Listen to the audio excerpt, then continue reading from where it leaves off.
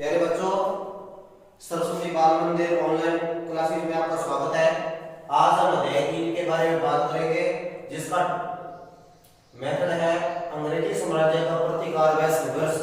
इस पाठ में हम भारत के 1857 की क्रांति यानी प्रथम स्वतंत्रता संग्राम के बारे में चर्चा करेंगे, उनके महत्वपूर्ण बिंदुओं पर प्रकाश डालेंगे और यह टॉपिक भी आपकी परीक्षा की दृष्टि से इंपॉर्टेंट है, इसमें से प्रश्न आ सकता है, अतः ध्यान से पढ़ें और इसको पूर्णतः याद करें।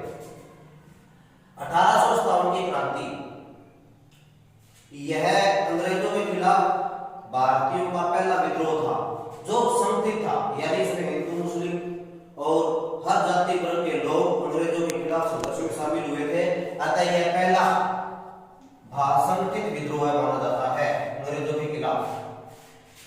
अंग्रेज और यूरोपियन इसे सिपाही विद्रोह मानते हैं और कुछ विद्वान इसे सामंतों और मुस्लिम षड्यंत्र के कारण इस संघर्ष को मानते हैं। सुरेंद्रनाथ बनर्जी ने 1857 की क्रांति के बारे में कहा था, यह धर्मयुद्ध के नाम पर प्रारंभ हुआ था और स्वतंत्रता संग्राम पर जाके खत्म हुआ। यह कोटेशन आपने याद करनी है। वह पूछेगा भी उक्त कथन किसका है, तो सुरेंद्रनाथ सेन का है। सावरकर, जिसको वीर सावरकर भी कहते हैं, उसका पूरा नाम डॉक्टर विनायक दामोदर सावरकर था। इनकी पुस्तक है war of Indian independence. War of Indian independence पुस्तक के लेखक कौन है? डॉक्टर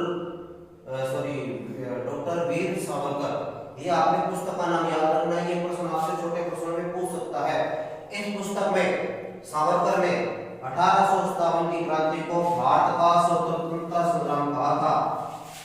ये इंपॉर्टेंट टॉपिक है।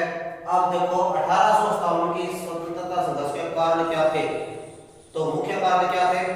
अगर आपसे छोटा प्रश्न पूछे तो ये 4 बिंदु आपने लिखने हैं, और अगर आपसे बड़ा पूछे तो इसी को ही आपने बड़ा करके लिखना है। कैसे लिखना है? नंबर 1, अंग्रेजों की आर्थिक नीति। अंग्रेज भारत में व्यापार के लिए आए थे, लेकिन धीरे धीरे उन्होंने अंग्रेजी साम्राज्य का विस्तार किया और पूरे भारत पर अपना नियंत्रण स्थापित किया और उद्योग धंधों को बढ़ावा देना शुरू किया।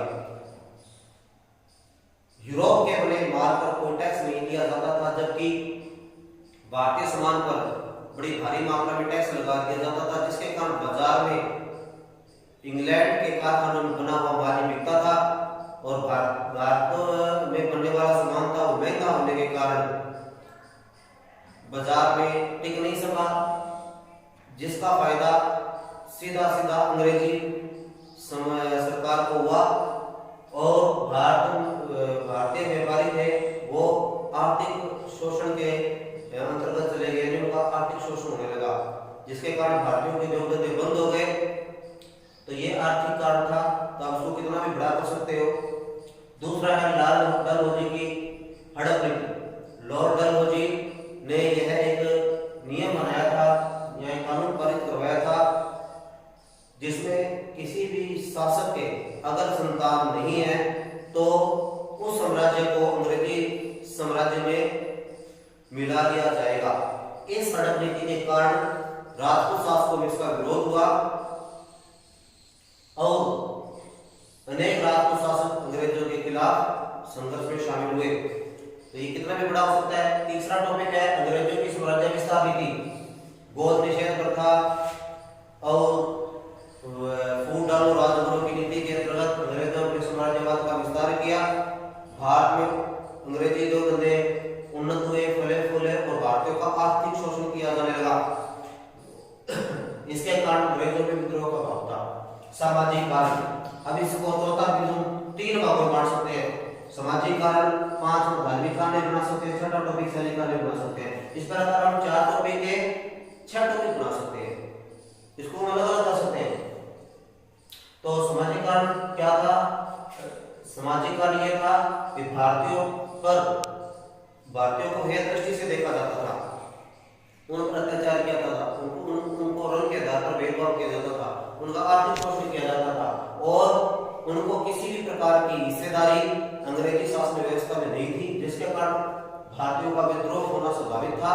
तो ये सामाजिक कारण माना जाता है। धार्मिक कारण कई थे। इसमें पहला कारण यह था कि अंग्रेज भारत में ईसाई धर्म को बढ़ावा देना चाहते थे।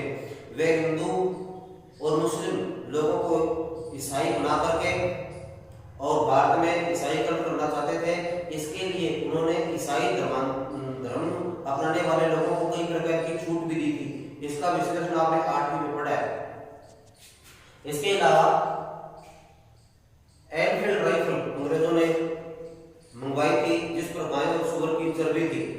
गाय हिंदू धर्म के सैनिकों की भावनाओं को आहत करती थी और सुअर की चर्बी मुस्लिम धर्म के सैनिकों को आहत करती थी, जिसके कारण उनमें अंग्रेजी शासन के प्रति विद्रोह हो गया। तो ये कई कारण थे। तीसरा कारण यह था वे हिंदू देवी देवताओं का मजाक उड़ाते थे, जिसके कारण अंग्रेजों के विरुद्ध विद्रोह हुआ। ये भी एक धार्मिक कारण माना जाता है। और भारतीय धार्मिक धर्म ग्रंथों की बुराई की जाती थी, उनका अपमान किया जाता था, जिसके कारण धार्मिक रूप से लोगों के अंदर एक अंग्रेजों के प्रति विद्रोह का भाव जागा। भारतीयों को ऐसा लगने लगा कि अंग्रेज भारतीयों को ईसाई बनाना चाहते हैं, जिसके कारण विद्रोह की भावना और अधिक प्रबल हुई। चौथा सैनिक कारण यह था कि सैनिक कारण कई माने जाते हैं। एक तो गाय और सुअर की चर्बी लगा कारतूस।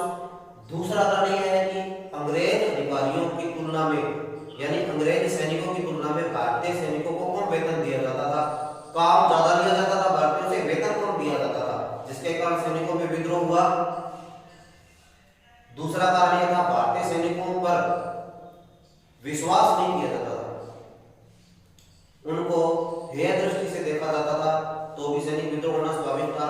चौथा, प्रथम विश्व युद्ध में भारतीयों को शामिल किया जाने लगा। यह भी एक कारण था, क्योंकि प्रथम विश्व युद्ध में भारत का कोई लेना देना नहीं था और भारतीय सैनिकों को उसमें झोंका जा रहा था। हालांकि ऐसा माना जाता है कि महात्मा गांधी ने खुद भारतीयों को प्रथम विश्व युद्ध में शामिल होने के लिए कहा था, इसलिए उनको सार्जेंट भी कहा था अंग्रेज अधिकारी ने। तो ये कई सैनिक कारण थे, जिसके कारण 1857 की क्रांति होना आवश्यक हो गई। 1857 की क्रांति का प्रारंभ चर्बी लगे कारतूस का प्रयोग न करने के कारण अर्थात हिंदू मुसलमानों की धार्मिक भावनाओं के आहत होने के कारण हुआ।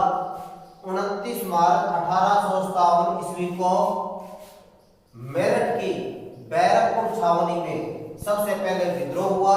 इस छावनी में विद्रोह मंगल पांडे नाम के एक व्यक्ति ने किया और एक अंग्रेज अधिकारी की हत्या कर दी। बाद में मंगल पांडे को फांसी दे दी गई। 10 मई को दिल्ली सैनिकों ने पूरे भारत में विरोध कर दिया और अपने साथियों को छुड़ाकर दिल्ली की ओर कूच किया, यानी प्रस्थान किया, दिल्ली चले गए और 12 मई को दिल्ली पर अधिकार कर लिया।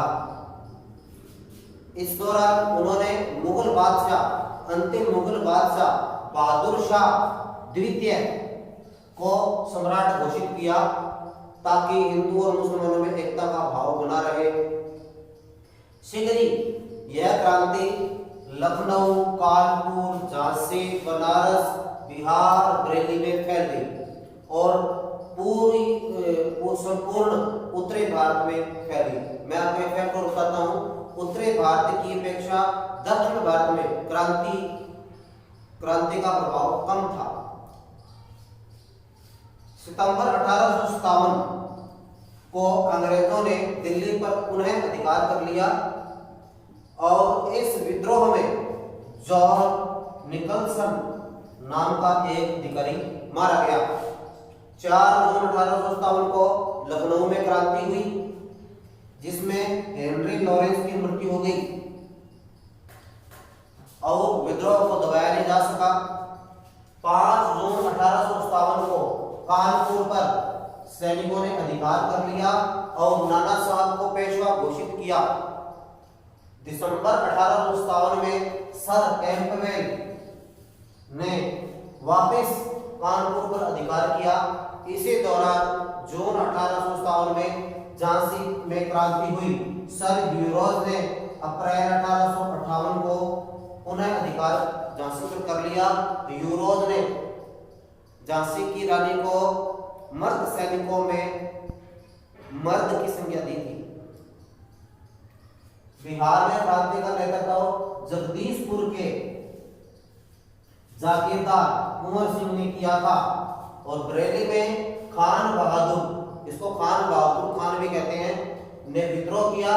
बनारस में भी संघर्ष हुआ, लेकिन इसको शीघ्र ही कर्नल नील नाम के एक अंग्रेज अधिकारी ने दबा दिया। अभी आपसे प्रश्न पूछेगा, बरेली बनारस में संघर्ष को किसने दबाया था? कर्नल नील ने। बिहार में क्रांति का नेतृत्व, इंपॉर्टेंट प्रश्न है छोटे प्रश्नों में, किसने किया था? कुंवर सिंह ने। कुंवर सिंह कहाँ के जागीरदार थे? बिहार में जगदीशपुर रियासत के जागीरदार थे, यानी जमींदार थे, जागीरदार थे, एक ही बात है। तो इस प्रकार वो पूछेगा, कानपुर का संघर्ष किसने किया? कानपुर में पेशवा घोषित किसने किया? और सर्वप्रथम किसने किया? मेरठ छावनी से विद्रोह हुआ। कौन सी छावनी से? तो छावनी का नाम था बैरकपुर, ये मेरठ के अधीन आती थी, यूपी में है। और दिल्ली पर अधिकार कब किया? 10 मई को कूच किया, 12 मई को अधिकार किया। 10 मई को उत्तर भारत से सैनिक दिल्ली की ओर चले गए थे और 2 दिन बाद दूसरे दिन यानी 12 मई को दिल्ली पर अधिकार कर लिया था। धन्यवाद।